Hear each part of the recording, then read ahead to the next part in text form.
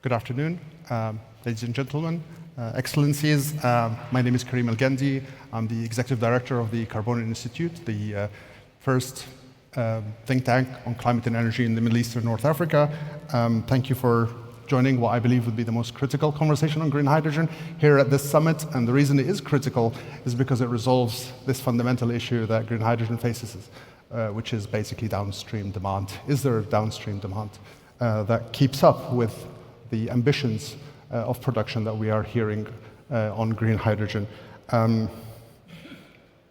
that happen? Can it happen at the scale, the timeline, at the cost that the producers are promising us or are planning for? And to discuss this, we have a wonderful set of panelists who can answer some of the critical questions that we have. Will ammonia remain the main off-taker? Would ammonia be the one primary source of off-taking for green hydrogen across the region and beyond? Will ESF and methanol, will they grow? Will they scale at the speed that we need to see? Will green iron ever make a breakthrough and become a traded commodity? And will the region capture that share of green iron that it could potentially do? And will heavy truck industry specifically get over the transportation challenge of infrastructure first or demand first, a chicken and egg kind of conundrum that we are currently facing? So today we are discussing many of these things with those who are investing and building some of those systems within the industry itself. We need to understand which sectors specifically can scale and can develop within the next 2, 3, 5 years, and which ones are really stories for perhaps the 2030s. And we also need to understand what policy levers will we need to take action in order to convert what is otherwise ambitions into actual operating assets. So without further ado, let me introduce our distinguished panelists.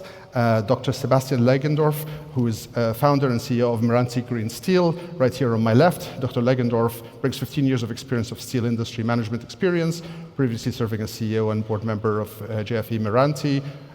Prior experience includes strategy consulting at Bain & Company, as well as the World Bank. We also have Dr. Juergen Rechberger, who is VP of Hydrogen and Energy, Group VP at AVL.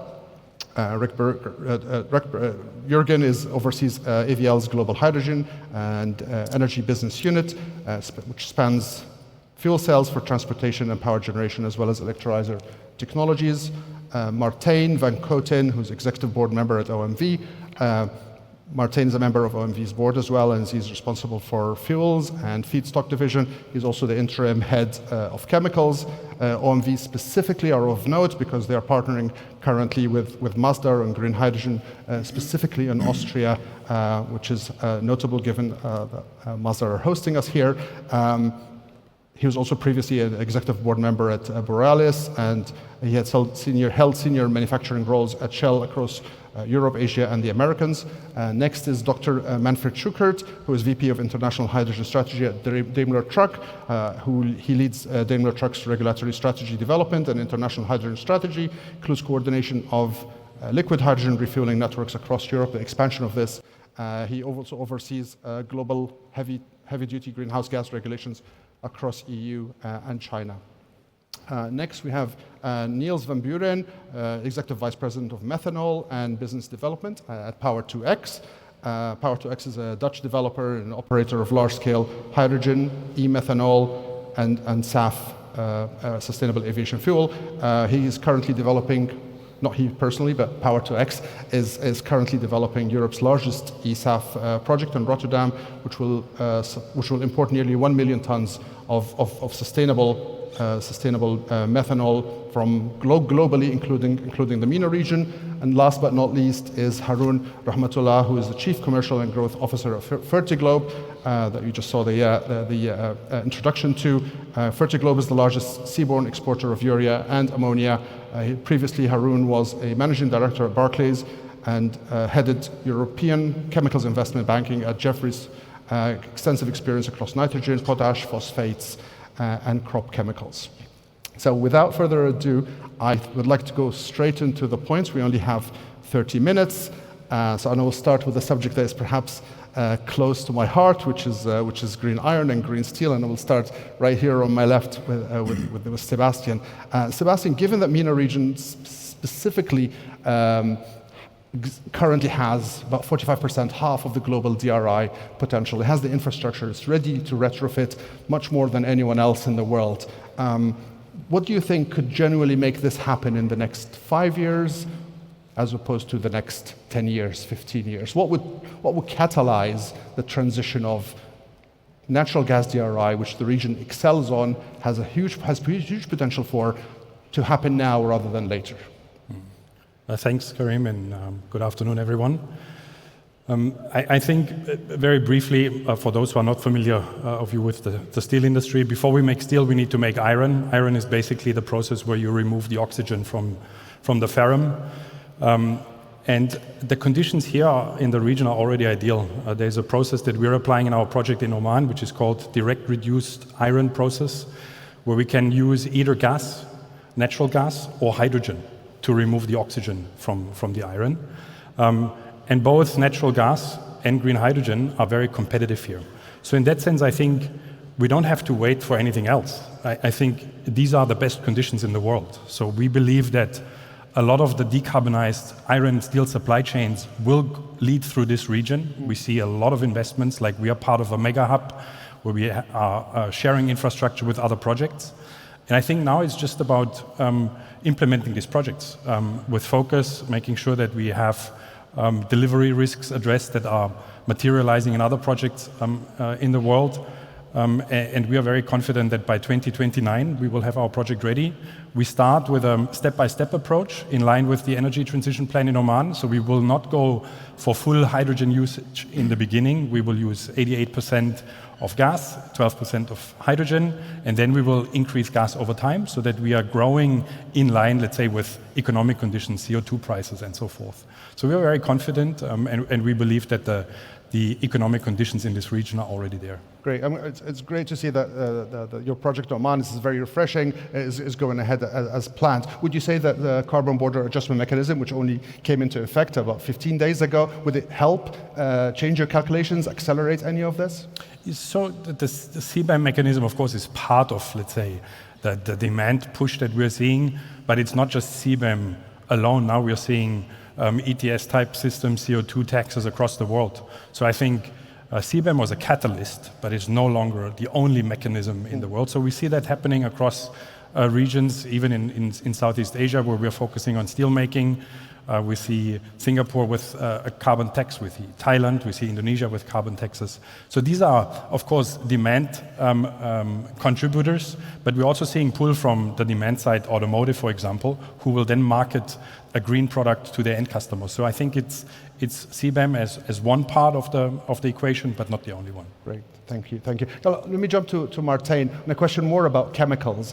What would you say amongst the main chemicals, so synthetic fuels, ammonia, and methanol, which ones do you think are more credible, more short-term, can accelerate faster, and which ones are perhaps something for later? Yeah, thank you for having me as well, Karim. So I think in terms of driving downstream demand, we see fuels and chemicals. We have 4 electrolyzers, 1 in operation, 3 we're building, the biggest one with Master together. And they're all aiming to capitalize on fuels and chemicals demand. So if I take the example in Vienna, where we're building the 140 megawatts, it makes the green hydrogen makes the value of the fossil fuels higher, it makes the value of the biofuels higher, it reduces the ETS1 emissions, but also very important, we're doing chemical recycling. And we need to hydrogenate those products. So for our chemical recycled ethylene and propylene, it's also a very good value boost. And then the 5th one is to look at e-fuels. And the route we have chosen in e-fuels, and we're doing our own proprietary technology development, is methanol. So that answers also your question there. We think there the methanol is a very good intermediate because we can produce it locally, but we can also import it. And then from there make both sustainable aviation fuel as well as e-ethylene and e-propylene.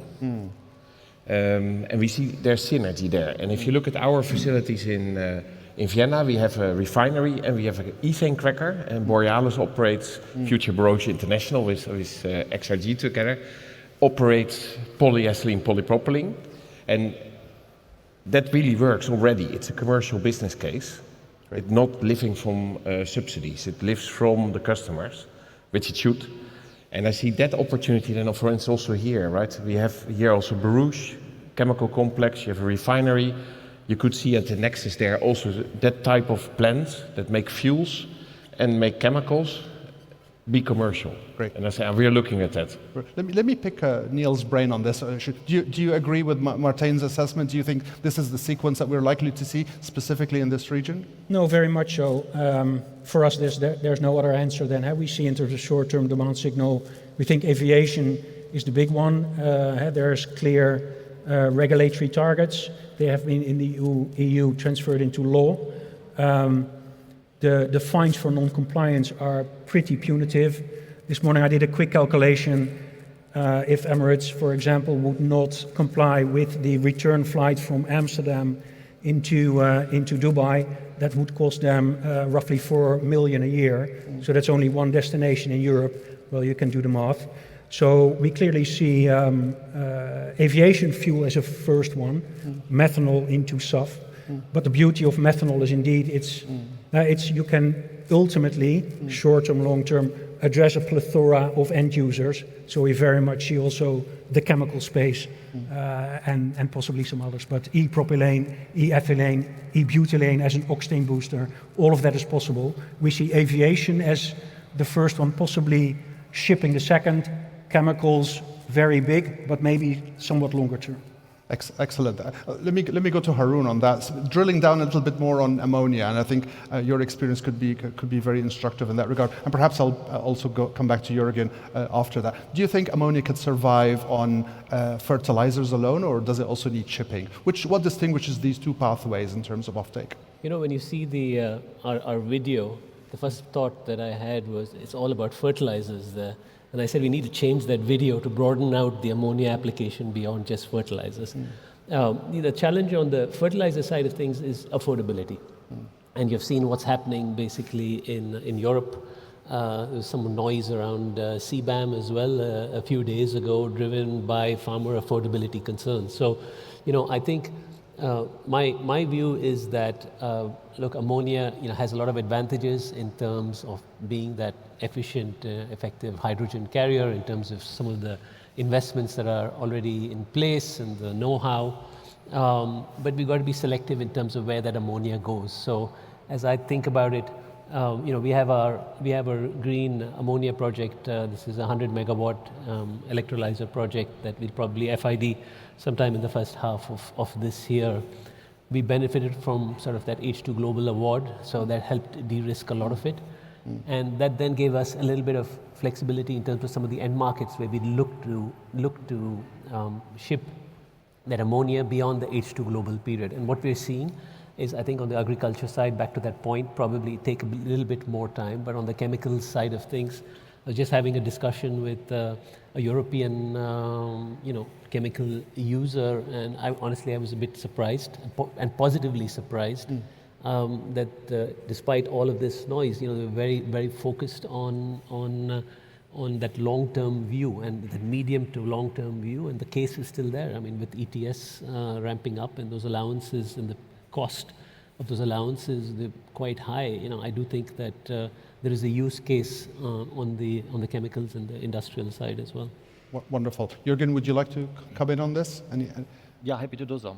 So just let me explain in one sentence what AVL is doing, because that's not because we are not developing these big projects and selling molecules. AVL is acting in the background as a technology company.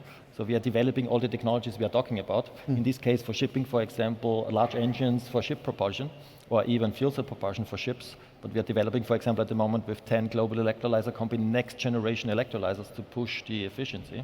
And coming back to the question of ammonia, on the shipping side, there was a little bit of hype a few years ago on ammonia, but we have learned that there are two things which need to be solved, right? First, the propulsion system need to work on ammonia. That's not really happening today. So the combustion engines in the lab already run, but there is no start of production yet of these engines. And even in the last years, a bigger concern is on safety. So honestly speaking, I do not see ammonia as a ship propulsion fuel in the next years. This will take some time. So we have to stick for the moment, I think, as an alternative fuel to methanol. On the ship investments, we see actually mostly going now into conventional diesel, into marine oil, into LNG, and a little bit of methanol. But methanol is the way to go for marine for the next years. Long term, ammonia is super exciting because it could be cheaper than methanol. Wonderful. Please. Yeah, maybe a quick one. Niels and then Martijn. Sorry. Maybe a quick one. Haroon mentioned affordability. Of course, that's a very big topic. In a former life, renewables, we always talked about the energy trilemma, sustainability, affordability, security of supply. This might be only a European kind of perspective, but the security of supply thing also recently is a very big topic in Europe for chemicals, for fuels. So also there, let's call it green molecules and blue molecules can play a big role. That security of supply topic has not been in the discussion since or for a long time, but for the last year, security of supply is a big topic. Yep. I want to very quickly add, Karim, that for us the attraction in methanol is that also the sustainable carbon molecule is transported. Right, so it is not only about having green hydrogen, but we also need the carbons for the chemicals, for the fuels. And that comes in one package with the methanol. And that's why I think for my value chain, methanol is the way to look at. So that was the evaluation we did. Yeah. No, biogenic CO2 is almost like the scarce resource. We come, I think, later to co-location. Let's park that then for a moment, because there's a sequence or priority of, let's call it co-located assets. Biogenic CO2 is a big one. I think in the Emirates, it's more about industrial CO2. That is possible also to basically make methanol for Europe. But then there's a couple of considerations. It's only possible until 2041. And Emirates also needs to have an equivalent EU ETS CO2 ticketing system. And as long as those two requirements are met, industrial CO2 can also play a big role in the methanol value chain. Great. Let me shift gear a little bit and go to Manfred and ask you a little bit about something that perhaps is less abstract to most of us, which is transportation. And there's this catch-22 within transportation. Do you build the infrastructure first, or do you manufacture the vehicles that create that demand for hydrogen-powered trucks in the first place? Could you explain a little bit what is the level of investment in infrastructure that is needed for manufacturers to deliver on the trucking that is required? And does it need a crutch? For example, does it need help from steel or chemicals for hydrogen to scale up fast enough, the infrastructure to develop fast enough to help you? Yeah, that's a little bit much, so to say. But let me start a little bit to describe the dimension, what we have ahead of us. First of all, we have a regulatory target in place in Europe. 2030 was 43%, and in 2040 already was 90%. Right now, we have roughly about 6 to 7 million trucks running in Europe every day. And if you describe let's say the fuel consumption, the diesel consumption, it's about 60 million tons of diesel every year. And if you think of, let's say, half of the distance will be made by battery trucks in 2040, 2050, then the other half needs to be done more or less through hydrogen. And that describes the dimension. That means roughly about the demand would be 10 million tons of hydrogen every year consumed by those trucks. So whether it's 10 or 8 million, it doesn't matter. It's a huge dimension which we have ahead of us just in the next more or less 2 decades. And this describes, let's say, the challenge. In the last weeks and months, we were sitting together, we as the car and truck industry, to start discussions on how we can work together in order to provide enough hydrogen refueling stations. But what turned out really is the dimension of the hydrogen supply, to get it affordable, and get it robust, and get the supply system in place. And through lots of discussions and calculations, we came back again to that what we in Daimler already concluded years ago. that the best way would be liquid hydrogen to distribute, to refuel, and also, of course, to store, at least on the truck side. On passenger car side, it's different. But the supply system would be based on liquid hydrogen. So, and if you then continue, and we are here in Middle East, in UAE, and you make the discussions about where is the cheapest place to produce all that hydrogen, then you come back and you see it's definitely the place where electricity is the cheapest. And that's why we are together with other industry leaders in a discussion to build up a supply system based on liquid hydrogen. A week ago, Kawasaki announced that they will build a ship, with, let's say, a commercial ship. Not that dimension we assume will be the final one, but this dimension already gives us a very good basis to distribute and to transport then liquid hydrogen. So that's it. It's billions, to be honest. And this brings us to the main problem right now we have. We have solved, I think the technology on the vehicle side will be done. We have now a refueling station technology which is really cheap, affordable, robust. The thing what is missing is really the supply system on the liquid hydrogen side. So large-scale liquefaction plants as well as large-scale supply for this liquefaction. And what the vehicle industry can't do right now is really to provide a commitment over 20 years of demand on hydrogen. Yeah, this is beyond our capabilities, and that's where we need the governments to step in, like they did on the photovoltaic side. Yeah, so when we started in Germany with our PVs, the consumers or let's say the ones who built those plants, they got a 20 years commitment by the government. And something similar, the Japanese have a CFD system in place. Something similar we need also on our side. Excellent. So on that point, let me ask perhaps all of you, and I'll start with Sebastian here. What exactly would you like the government to do? Would you like the government to step in and support these technologies that perhaps are not fully ready? Is that more critical? Or is it more critical to provide policy certainty and more visibility for the future? Perhaps, Sebastian, you could... I think in your specific industry. I think in our industry, I would say it's the latter. I think the most important to make these projects bankable and feasible is the certainty of the framework. Right. So I think, for example, we take CBAM, and I mentioned it's part of the equation, not the only one, but it has an impact. So I think planning certainty is very critical. And I think for governments kind of to stick to the route, at least in an 80-20 way, without major shifts, makes these projects, of course, much more certain, much more bankable. I think in terms of subsidies, I personally think subsidies can be actually an instrument that can be quite dangerous, because I think often subsidies address a capex question without looking at opex. So in our industry, we see a lot of iron projects that were subsidized in Europe without the conditions being in place. So hydrogen is expensive. Natural gas is often being transported via LNG. So while the capex is being addressed with subsidies, the opex will be hugely challenging.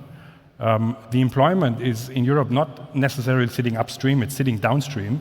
So we think it's much better actually to create the best and most competitive iron projects upstream, to use then the HBI, as you mentioned, as a traded product, and to bring that into Europe to make sure that the supply chain in Europe is competitive. Because if the inputs are competitive, there's a lot of scrap available that can also play a big role in the iron and steel industry in Europe. Then the downstream competitiveness will be ensured as well. And we believe it is very important to fully understand the supply chains that will be built for the future and that will be the most competitive in the future. Great. So we think subsidies... Let me bring other industries in. We only have 5 minutes. Let me bring other industries. Do we all agree on this notion that it is policy certainty, a more cohesive framework, more than supporting some technologies? Well, it's basically getting a molecule across the whole value chain to the end customer. I think scaling, you need two things: technology readiness, a competitive end product, and then bankability, which is also really important. In the end, I think we very much believe more pull than push. But the other bit is about crossing the valley of DevEx, as we call it. A lot of these projects can achieve bankability and FID, but it's the DevEx bit for these big capital projects that sometimes pose a challenge. So probably support at the end of the value chain to create an even playing field, but then also helping, let's call it the first projects to cross this valley of DevEx. Otherwise it's only the very big companies that can basically play this game. And we need also the entrepreneurial spirit of the smaller parties to ultimately choose the right technologies. I think governments, it depends also where you are, but in Europe I think it's not governments that need to choose the technology, let that do the market, but provide the right incentive at the end of the value chain to provide the pool, and then the market will solve it with some bumps and hurdles, but that's a bit our view. Great. Juergen? Yeah, my colleagues of course are right, on a practical way, but theoretically there would be another solution which would be quicker, right? But that's the complicated one, where governments need to talk to each other to have a harmonized global CO2 tax. That would solve all our problems, right? Climate change would be solved in 20 years.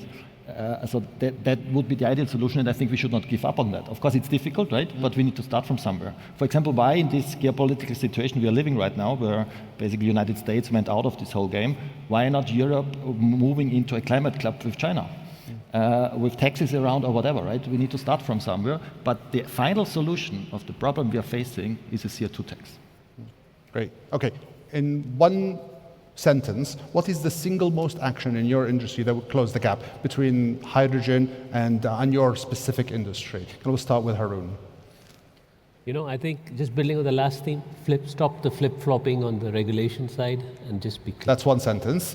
Niels? Well, yeah, sorry, it's going to be a repeat. Stable and transparent regulation that people can plan and invest on. Great. Affordable hydrogen. Great. I'm also going for stable regulation and level playing. Regulations, there's a lot of regulation. I don't know if governments are listening. There's a lot of regulation and policy. You need to let the economy blossom itself, right? So you have a stable playing field, and then the entrepreneurs will do it.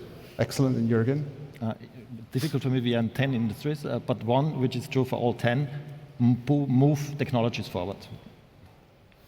In our case, I would say it's transition. So build hydrogen into our process step by step and not all at once.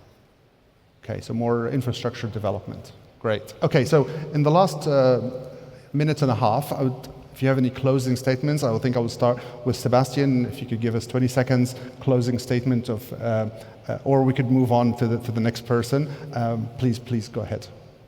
So I think from our side, what we're seeing is a big reshuffling actually of supply chains. I think to close, I would say this region will play a very significant role. We're very happy to be here. We love to do the work in Oman. What we see as a big support factor is actually the alignment of policies, everybody working together, and that makes these projects much more deliverable, implementable. So thank you. We look forward. Thank you, Juergen. 20 seconds. Yeah, final statement from my side is there's still a lot of potential in technology, right? Let's push technology. There's a lot of innovation coming. We can dramatically improve the efficiency of all these pathways we are talking about. So the next 3-4 years, there will be more technologies. We are doing, for example, green steel electrolyzers at the moment with up to 90% efficiency. They will help a lot to improve the business case in 3-4 years from now. Yeah, I would say it's all about customers actually for me now. So we've gotten to the point that there are a lot of pots on the fire, but now to really kind of pull it off, it's focus on the customer. Where can we make money? And as said, we have now 4 commercial green hydrogen projects, and we're looking for the next one, but it has to be double-digit return, in my view. And then you can reinvest also. Thank you, Martijn. Besides all the battery noise we see today, hydrogen trucks will come, hydrogen buses will come, and we will deliver the first units out of serious production by the end of this year. It's a smaller series, but all the other manufacturers are also working on hydrogen trucks, so it's really important that this application will come with hydrogen. But for that, we really need then, around the end of this decade, enough and affordable hydrogen at those stations where we will refuel those trucks. Yeah. Can I say very quickly, customer, right? So we're making a lot of hydrogen production for industry, but we have 1,700 petrol stations. We have big commercial road transport segment. The moment these truckers want hydrogen, I'm ready. And that's how the customer then pulls it through. Great. And Niels? Yeah, I see we're plus 50, so I'll make this short. So focusing on our biggest ESAF project in Europe, the largest.